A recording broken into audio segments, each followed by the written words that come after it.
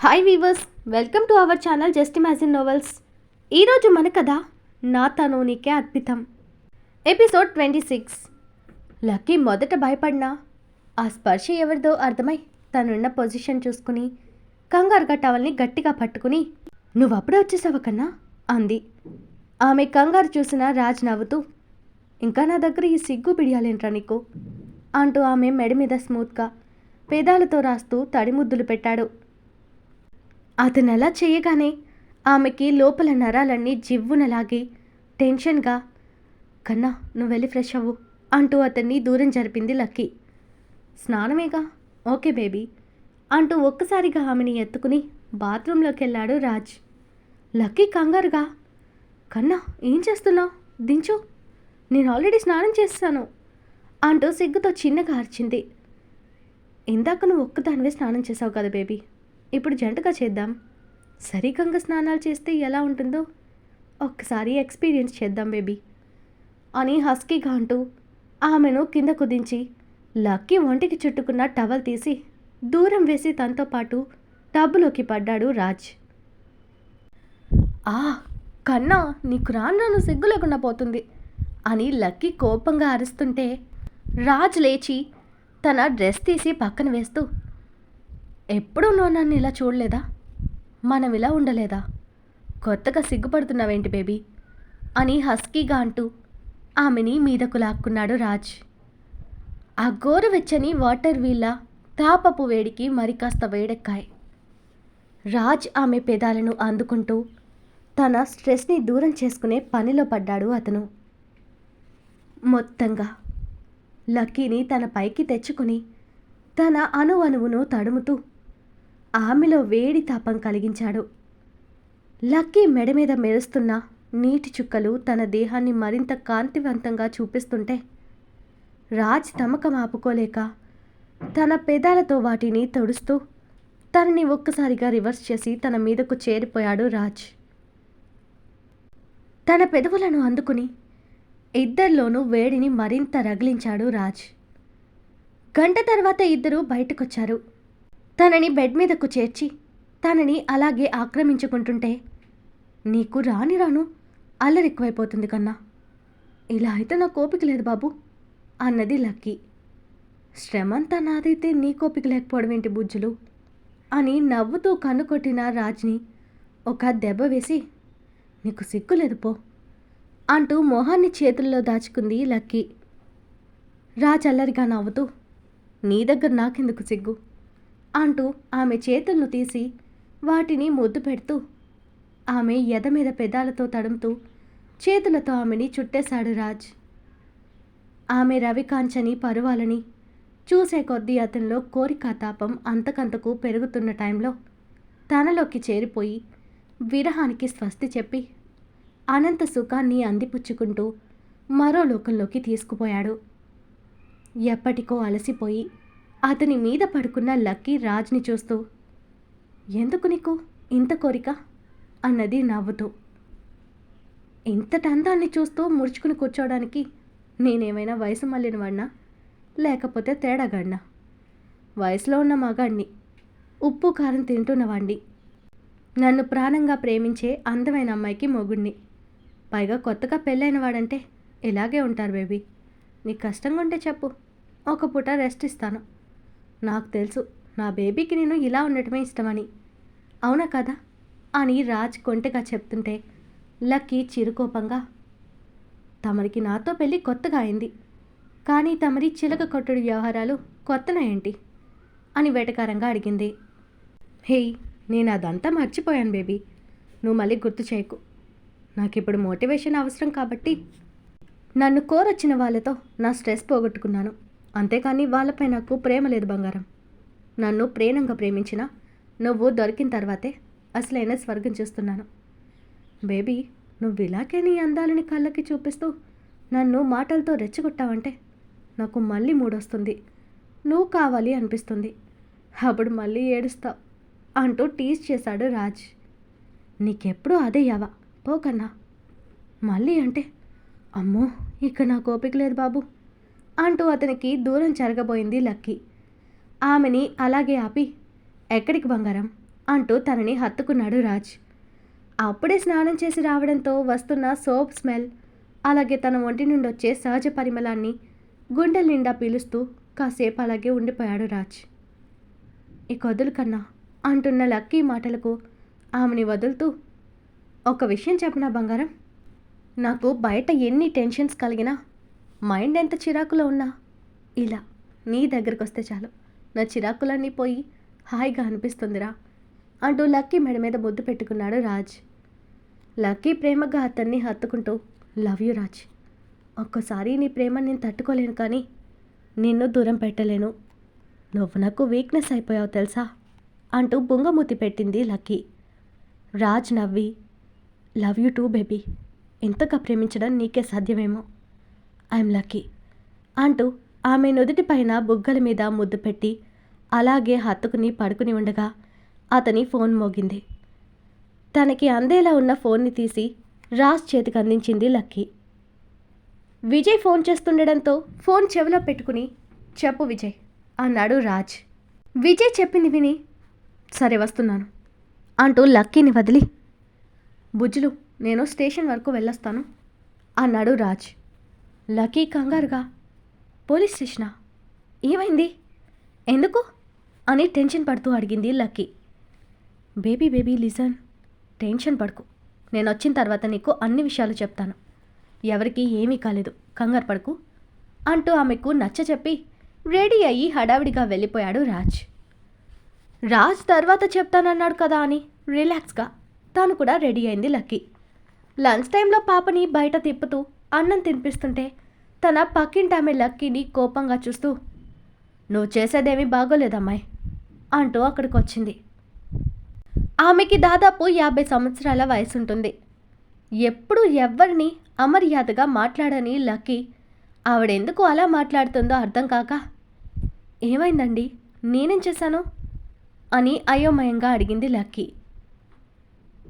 ఏమీ తెలియనట్టు అమాయకంగా చూడకు, నువ్వు నీ ఇంట్లో పెట్టుకున్నావే ఒక అబ్బాయిని, పెళ్ళై ఒక బుడ్డున్నదానివి, ఇలా ఒకరిని ఏకంగా ఇంట్లోనే తెచ్చి ఉంచుకోవడానికి సిగ్గుగా లేదా అని అసహ్యంగా చూస్తూ అన్నదామే. చిచి, ఏం మాట్లాడుతున్నారు పద్మగారు, మీ వయసేంటి, మీరు మాట్లాడే మాటలేంటి, అతను నా భర్త, ముందు ఏదైనా మాట అనే ముందు తెలుసుకుని మాట్లాడడం నేర్చుకోండి అని కోపంగా సమాధానమిచ్చింది లక్కీ. చాలే ఆపవమ్మా, నీలాంటి జానలు ఇలాగే అబద్ధాలు చెప్తారు. ఇక్కడికి వచ్చిన కొత్తలో నీ మొగుడు మిలిటరీలో ఉన్నాడని మా అందరికీ చెప్పేదానివి, మరి ఆ పిల్లగాడేమో సాఫ్ట్వేర్, పైగా ఇద్దరు మొన్నటిదాకా పక్క ఫ్లాట్లలో ఉండేవారు, ఇప్పుడు కలిసి ఉంటున్నారని మాకు తెలీదా, అబద్ధాలతో అందరినీ మోసం చేయాలని చూడకు, ఆ పిల్లాడు కూడా మొదట్లో ఇంకొక అమ్మాయితో పెళ్లి కాకుండానే కలిసి ఉండేవాడు, ఇప్పుడు ఆ పిల్లను వదిలేసి నిన్ను తగులుకున్నాడని మాకు తెలుసు అంటూ లక్కీని చీదరింపుగా చూస్తూ అంది ఆవిడ. చూడండి, మీరిష్టం వచ్చినట్టు మాట్లాడకండి, ఆయన నా మొగుడు, మా పర్సనల్ విషయాలు మీకు అనవసరం, మా గురించి అడగడానికి అనడానికి మీకేంటి సంబంధం, మీ ఇంటి విషయాలు మీరు చూసుకోండి చాలు, నీ కూతురు బయట ఏమేం వెలకబెట్టేది కళ్ళు తెరిచి ఒకసారి చూడు, ఎప్పుడు పక్కన వాళ్ళ మీద కాదు, మీ ఇంట్లో దృష్టి పెట్టాల్సింది, అసలు ఇంట్లో ఏం జరుగుతుందో కూడా చూసుకోండి మీరు, మీ కూతురు నైట్ పూట ఆ దాబా మీదున్న అబ్బాయి రూమ్లో ఎందుకుందో అడగండి ముందు, ఎప్పుడూ పక్కల విషయాల మీదే అందరి శ్రద్ధ అని కోపంగా చెప్పి ఇంట్లోకి వచ్చేసింది లక్కీ. పద్మ కోపంగా పళ్ళు నూరుతూ, నన్ను నా కూతుర్ని అన్ని మాటలంటావా, ఉండవే నీ పని చెప్తాను అంటూ వెళ్ళిపోయింది ఆవిడ. లోపలికి వచ్చిన లక్కీ చిరాకుగా, చిచ్చి ఏం మనుషులో ఏంటో అని చిరాకు పడుతుంటే పాప లక్కీ చెంపని తడుతూ, మమ్మ అంటూ లక్కీ బుగ్గు మీద ముద్దు పెట్టింది. పాప కోసం తన కోపాన్ని చిరాకుని పక్కన పెట్టి నవ్వుతూ, ఏంటి బంగారం, ఇదిగో ఆము తిను అంటూ గోరు ముద్దలు పెట్టింది.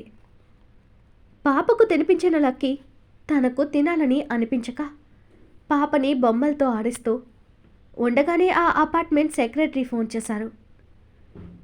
ఈవిడేంటి ఇప్పుడు ఫోన్ చేస్తుంది ఆడుకుంటూనే, హలో మేడం చెప్పండి అంది లక్కీ. అమ్మ లక్కీ, నువ్వొకసారి మన అపార్ట్మెంట్ మీటింగ్ హాల్కి రావాలి అని పిలిచిందావిడ. విషయం ఏంటండి అంది లక్కీ నెమ్మదిగా. చెప్తాను, ముందు రండి, 10 నిమిషాలైతే అని చెప్పి ఆవిడ ఫోన్ కట్ చేయడంతో ఎప్పట్లా ఏదైనా మీటింగ్ ఉందేమో అనుకుని పాపని ఎత్తుకునే వెళ్ళింది లక్కీ. అప్పటికే లోపల చాలామంది అపార్ట్మెంట్లోని ఆడవాళ్ళున్నారు. తనను ఇందాకన్నా మాటలన్న పద్మ కూడా అక్కడే ఉంది. లక్కీ రాగానే తనని చూసి కోపంగా మొహం తిప్పుకుంది ఆమె. సెక్రటరీ దగ్గరకు వచ్చిన లక్కీ, దేనికి మేడం ఈ మీటింగ్, ఎందుకు రమ్మన్నారు అని అడిగింది. ఆమె లక్కీని పైనుంచి కింద వరకు చూసి, చూడమ్మా, నువ్వు మంచిదానివని నాకు తెలుసు, కానీ వయసులో అందరూ తప్పులు చేస్తారు. నువ్వందుకు అతీతమేమీ కాదు. ఇలా నేరుగా ఒక అతన్ని నీ ఇంట్లోనే పెట్టుకుని ఉండడం బాగోలేదు. ఇక్కడ అందరూ పద్ధతిగా సంసారాలు చేసుకునే వాళ్ళు ఉన్నారు. నువ్వు ఇలా చేయడం బాగోలేదంది ఆవిడ. తనని బజారు మనిషిలా లెక్కెట్టడంతో లక్కీకి బీపీ పెరిగిపోయింది. దాంతో కోపంగా, ఏంటండి మీ ఉద్దేశం? నేనేమైనా బజారు మనిషిని అనుకుంటున్నారా? ఆ మాట అన్నందుకు మిమ్మల్ని కొట్టకుండా ఆగానంటే మీ పదవికి వయసుకి మర్యాదిస్తున్నా కాబట్టే ఊరుకున్నాను అంటూ అక్కడ కూర్చున్న అందరి వైపు చూసి, చూడండి, అందరికీ ఇప్పుడే చెప్తున్నాను, బాగా విని గుర్తుపెట్టుకోండి. రాజ్ నా భర్త, ఈ పాపకి తండ్రి. కొన్ని కారణాల వల్ల మేము ఇన్నాళ్ళు విడిపోయి వేరేగా ఉన్నాము. తర్వాత ఆయనే మా దగ్గరకు వచ్చాడు. ఆయనకి ఓ యాక్సిడెంట్లో మెమరీ లాస్ అవ్వడంతో కొన్ని రోజులు వేరే అమ్మాయితో ఉన్నమాట నిజం. నేను కనపడిన తర్వాత ఆయనకి గతం గుర్తొచ్చి నన్ను నా బిడ్డను దగ్గరకు తీసుకున్నారు. నేను కూడా ఆయనకి ఏమైందో తెలియక ఆయన్ని అపార్థం చేసుకున్నాను. నిజం తెలిసి మేము కలిసిపోయాం. రీసెంట్గా గుళ్ళో మళ్ళీ మేము పెళ్లి చేసుకున్నాం. నా భర్తగా ఆయన నా ఇంట్లో ఉంటున్నాడు. నా గురించి అవాకులు చవాకులు పెడితే ఒక్కొక్కరికి కోసి కారం పెడతాను, గుర్తుపెట్టుకోండి అంటూ పద్మని చూస్తూ అందరికీ కలిపే వార్నింగ్ ఇచ్చేసింది లక్కీ. పద్మ కోపంగా లేచి, చూసారా ఎలా కథలు చెప్తుందో? ఆ పిల్లగాడికి ఏ జబ్బు లేదు, ఇదే అబద్ధాలు చెప్తుంది అంది పద్మ. నేను అబద్ధం చెప్తున్నానని నువ్వు అనుకుంటే నాకేం నష్టం లేదు. అసలు మా విషయాలు మీకెందుకు? మీరేమైనా మా బాగోగులు చూస్తారా? లేదా ఆ ఫ్లాట్ ఏమైనా మీదా? నా డబ్బులతో నేను కొనుక్కున్న నా సొంత ఫ్లాట్ అది. నన్ను అడగడానికి మీరెవరు అంటూ కోపంగా ఆమెని నిలదీసింది లక్కీ. నువ్వు ఆ పిల్లగాన్ని ఎగరేసుకుపోకపోతే నేను నా కూతురుతో పెళ్లి చేసి అల్లుడిని చేసుకుందాం అనుకున్నాను. మేము ఆ అబ్బాయి తల్లిదండ్రులతో సంబంధం మాట్లాడుకోవాలి అనుకునేలోపు నువ్వు ఆ అబ్బాయిని బుట్టలో వేసుకున్నావు అని కచ్చిగా చెప్పింది పద్మ. లక్కీ వెటకారంగా నవ్వి సెక్రటరీ వైపు చూస్తూ, చూశారు కదండి, ఇది ఆవిడ బుద్ధి. తన కూతురికి నా మొగుడు దక్కలేదని అక్కసుతో ఇలా నా మీద లేనిపోనివి చెప్పి మాట్లాడుతుంది అని చెప్తూ పద్మ వైపు తిరిగి కోపంగా, ఇంకొక్కసారి నా మొగుడు కోసం ఆలోచించి ఇలాంటి చీప్ ట్రిక్స్ ప్లే చేస్తే అమ్మ కూతుర్ల పిలకలు కోసి చేతిలో పెడతాను. ఇన్ని రోజులు నా మంచితనమే మీరు చూశారు. నా భర్త జోలికొస్తే నాలో ఉన్న ఇంకో కోణం కూడా చూస్తారు, జాగ్రత్త అంటూ వార్నింగ్ ఇచ్చింది లక్కీ. అప్పుడే అక్కడికి వచ్చిన రాజ్ లక్కీ మాటలు విని లోపల నవ్వుకుంటూ పైకి మాత్రం సీరియస్గా, ఏం జరుగుతుంది ఇక్కడ? నా భార్యనేదో అంటున్నారేంటి అని బేస్ వాయిస్తో అడుగుతూ వచ్చాడు. రాజ్ని చూడగానే సెక్రటరీ భయపడి, అదేం లేదండి, లక్కీ నువ్వు వెళ్ళమ్మా అని సౌమ్యంగా చెప్పింది ఆవిడ. లక్కీ రాజ్ని పద్మని చూపించి, నిన్నీవిడ కూతురికిచ్చి పెళ్లి చేయాలంట, అందుకు నేను మీ మధ్యలోకి వచ్చానని తెగ బాధపడుతుంది కన్నా అని వెటకారంగా నవ్వి ఏం జరిగిందో లక్కీ చెప్పింది అతనికి. రాజ్ కోపంగా పద్మ వైపు చూశాడు. అతని చూపుకే భయపడిపోయింది ఆమె. రాజ్ లక్కీ చుట్టూ చేయి వేసి తీసుకెళ్తూ ఆగి, చూడండి, ఇక మీదట ఎవరైనా నా భార్యని ఇన్సల్ట్ చేసేలా మాట్లాడితే ఇక్కడ ఉన్న అందరి చేతులు బయటకు తీస్తాను అని వార్నింగ్ ఇచ్చి మరీ వెళ్ళాడు రాజ్. అక్కడే నక్కి చాటుగా జరిగేదంతా చూస్తున్న ఓ వ్యక్తి అసహనంగా, ఛ, నేను అనుకున్నది జరగలేదు అని డిసప్పాయింట్ అవుతూ అసహనంగా అక్కడి నుండి వెళ్ళిపోయాడు.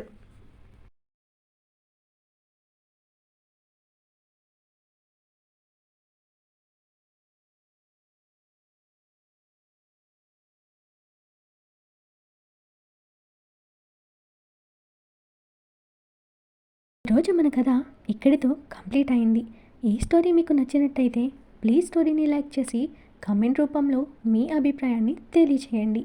అలాగే ఛానల్ని సబ్స్క్రైబ్ చేసుకుని షేర్ చేసి మాకు సపోర్ట్ చేయండి. నెక్స్ట్ అప్డేట్తో మళ్ళీ కలుద్దాం. అంతవరకు బాయ్.